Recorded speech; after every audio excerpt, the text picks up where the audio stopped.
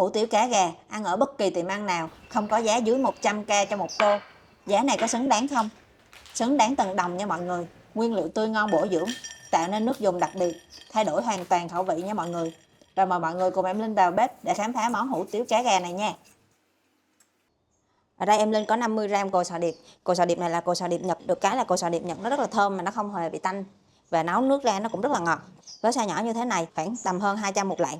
Đặc biệt là người Hồng Kông rất thích dùng cồi sò điệp này để nấu cháo hoặc là nấu canh. Và hôm nay thì em Linh sẽ dùng cái cồi sò điệp này nấu nước lèo cho hủ tiếu cá gà của mình. Bây giờ thì em Linh sẽ đem đi rửa phần cồi sò điệp này. Mình chỉ rửa thôi ha, mình không ngâm nha. Mình sẽ chuẩn bị thêm một con gà 1,2 kg đến 1,5 kg. Hôm nay em Linh dùng gà ta của bố mẹ em Linh cho nên gà rất là ngon, da giòn, thịt dai ngọt. Gà thì em Linh đã rửa sạch sẽ với muối, chà muối cho nó hết hôi rồi. Mình sẽ cắt bỏ luôn phần phao cao gà cho không bị hôi.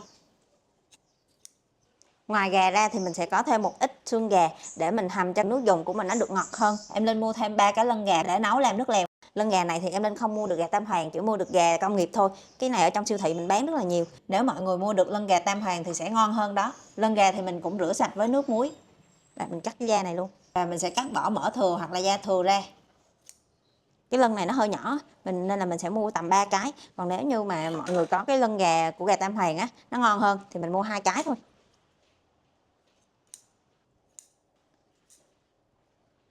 Mình sẽ đem cái xương gà này đi trần sơ. Em Linh chuẩn bị sẵn một chảo nước, cho vào chảo nửa muỗng canh muối.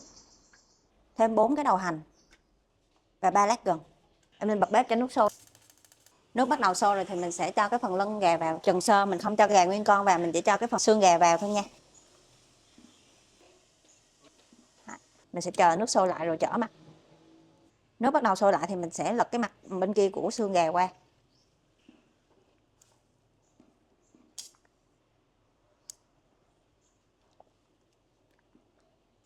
Nước sôi lại rồi thì mình sẽ tắt bếp, gắp xương gà ra. Và mình sẽ rửa lại với nước sạch.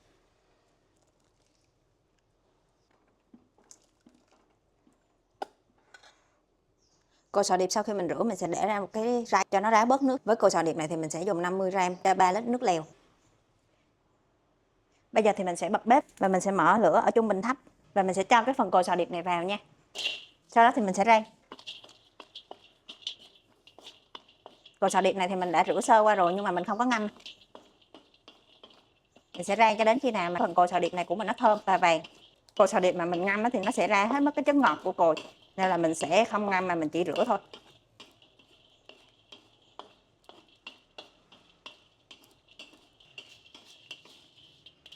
Sau khi cồi của mình đã vàng thơm như thế này rồi thì mình sẽ cho vào đây một tí xíu dầu ăn để mình xào lại cho cồi sò điệp của mình nó thơm hơn nha. Mình sẽ cho vào đây một miếng dầu ăn để chiên sơ lại cho cồi sò điệp của mình nó thơm luôn.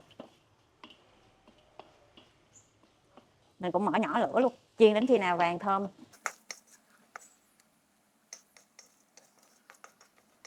Cồi sò điệp vàng thơm rồi thì mình sẽ tắt bếp và vớt cồi ra luôn.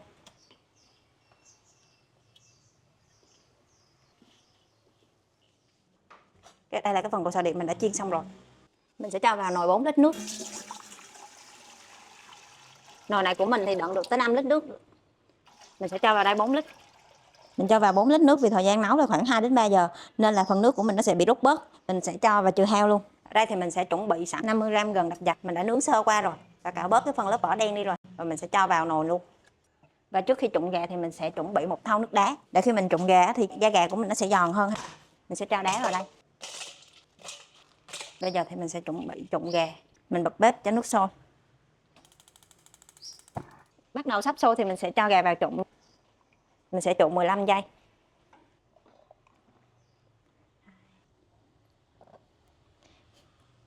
Gà thì mình sẽ để nguyên chân luôn ha, tại vì gà này là em Linh được bố mẹ gửi cho nên là cắt cái chân gà riêng ra rồi nên là em Linh sẽ dùng cái gắp để gắp cho nó dễ. Sau 15 giây thì mình sẽ gắp nó lên nha. Trụng 15 giây thì mình sẽ vớt ra và ngâm qua nước đá.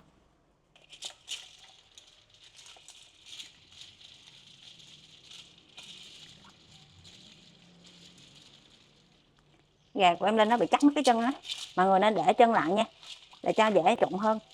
Mình sẽ làm như vậy 3 đến 5 lần để cho da của mình nó được giòn. Rồi mình sẽ cho gà vào trụng lại.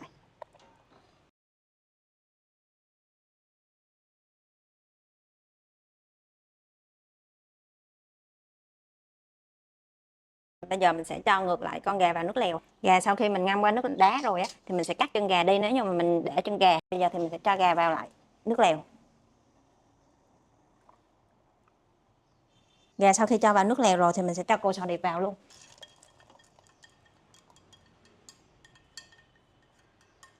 Và mình sẽ để cho nước nó sôi. Từ lúc mình trụng gà mình bật bếp nóng nha. Nước sôi và nổi bọt và ván mỡ là như thế này rồi thì mình sẽ đậy nắp lại và ủ gà. Mình tắt bếp luôn rồi mình sẽ ủ 40 đến 45 phút tùy gà lớn hay gà nhỏ. Nước đá sau khi trụng thì mình sẽ đổ bỏ nha. Mình không có lấy cái nước này lại và rửa sạch thau luôn. Đây là phi lê cá lóc. Cái này thì mình có thể mua nguyên con về mình phi lê ra cũng được, hoặc là mình mua ở siêu thị thì nó có sẵn miếng. Bây giờ thì mình sẽ làm khô cái phần cá lóc này. Cá lóc của mình phải thật ráo thì cá của mình nó mới không bị tanh ha. Và khi trụng thì nó nhanh chín hơn.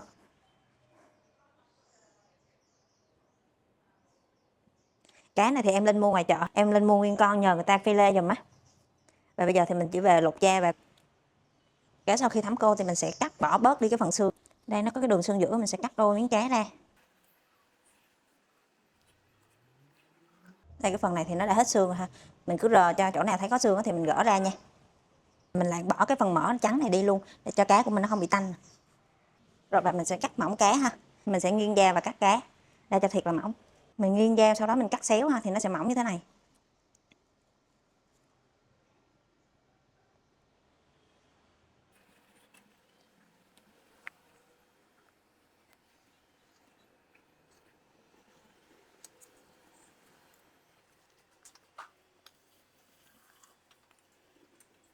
Cá sau khi mình cắt xong rồi thì mình sẽ bọc màng bọc thực phẩm lại và bỏ trong ngăn mát tủ lạnh cho cá được tươi. Rồi mình sẽ bọc ráp phút lại và bỏ vào ngăn mát. Gà đã ủ được 35 phút thì em sẽ mở nắp ra và kiểm tra xem thử gà của mình đã chín chưa. Mình sẽ thử coi gà của mình nó chín chưa nha. Mình sẽ đâm vào cái chỗ dài nhất của con gà. Nếu mà nó không tiết nước đỏ nữa là chín rồi nha mọi người. Gà của mình nó chín rồi nè mọi người. Thì mình sẽ gắp ra luôn. Sẽ chuẩn bị thêm một thau nước đá nữa. Nước này thì mình sẽ dùng nước lọc nha, mình đừng dùng nước lã. Tại vì mình sẽ bỏ gà của mình đã luộc vào đây. Bây giờ mình sẽ gắp gà ra. Mình sẽ cho gà nhử bớt nước ra nha. Rồi cho vào thau nước đá luôn.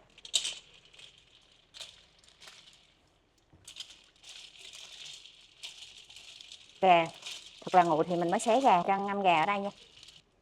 Tiếp tục phần nước lèo này thì mình sẽ cho xương gà vào. Sẽ bật bếp nấu cho nước lèo nó sôi lên. Nước sôi rồi thì mình sẽ cho vào đây 50g hành phi. Hành đã phi vàng rồi. Đây là hành nguyên củ nha, mình phi vàng rồi và bây giờ thì mình sẽ cho vào luôn. Mình sẽ mở lửa nhỏ nhất để hầm cho cái phần nước này của mình nó ra chất ngọt. Mình sẽ hầm 2 đến 3 giờ. Mình sẽ lại nắp lại và hầm. Cái phần nước lèo này của mình nó sẽ không có được trong giống như là các cái loại nước lèo khác. Nên là mình cứ đậy nắp lại và mình hầm thôi. Gà đã nguội rồi thì mình xé gà luôn. Gà thì mình sẽ xé miếng vừa ăn. Gà vừa chín tới luôn nha mọi người, rất là ngon luôn nha. Ở đây nhà mình có 2 người thì mình sẽ xé khoảng tầm nửa con thôi.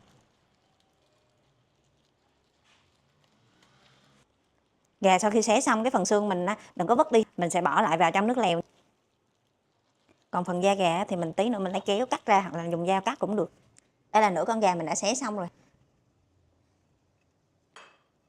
Và phần xương còn lại thì mình sẽ không bỏ đi mà mình bỏ vào cái phần nước lèo luôn. Ở đây thì mình sẽ có một chén tóp mỡ như thế này. Và mình sẽ cho vào đây một ít hành phi để ăn cùng với hủ tiếu. Đặc biệt là những cái món hủ tiếu của người Hoa này không thể thiếu vào tóp mỡ hành phi này. Và cái clip về làm tóp mỡ thì em Linh cũng đã có chia sẻ trên kênh của mình. Mọi người có thể tham khảo ở một nội dung mô tả nha.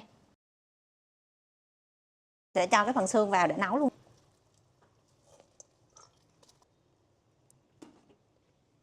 Sau gần 3 tiếng hầm thì cái phần nước của mình nó cũng đã rút lại khoảng tầm 3 lít rồi. Bây giờ thì mình sẽ nêm nếm vào đây. Vì là mình nấu ở nhà nên là mình sẽ không có gấp cái phần xương này ra luôn mà mình để hầm luôn cho cái phần nước của mình nó ngọt hơn. 1 lít nước mình sẽ cho 12g muối hột, 36g muối hột. 1 lít nước mình sẽ cho 16g đường phèn, 48g bột ngọt. Thì 1 lít nước mình sẽ cho 5g bột ngọt.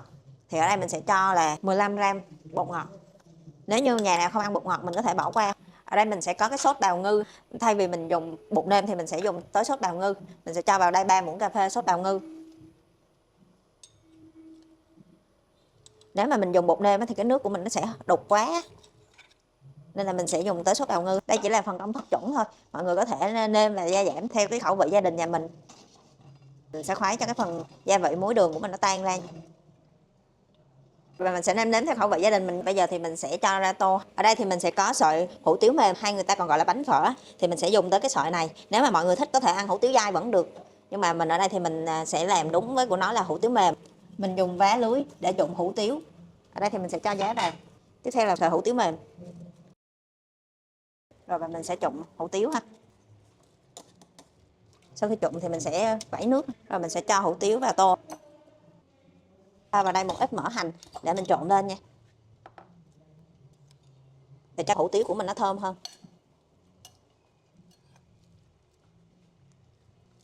Đây là gà lúc nãy mình đã xé, thì mình sẽ trụng sơ gà lại nếu như gà của mình nó để lâu quá.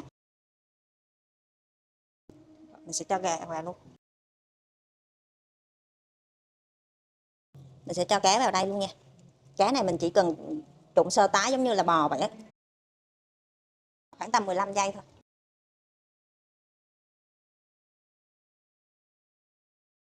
Rồi và mình sẽ cho nước lèo vào. Mình cho nước lèo vào mấy miếng cá để cho cá chín hẳn.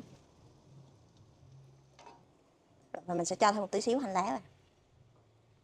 Và mời mọi người thưởng thức với em Linh nha. Với món hủ tiếu cá gà thì phải ăn lúc nóng, nước thì thanh ngọt đậm đà, không hề có vị tanh của cá lóc. Hủ tiếu cá gà này rất là ngon, xứng đáng với giá tiền 100k nha mọi người. Mọi người nhất định phải lưu lại, nấu cho gia đình ăn thử nha. Cảm ơn mọi người đã theo dõi hết video và hẹn gặp lại mọi người ở clip sau.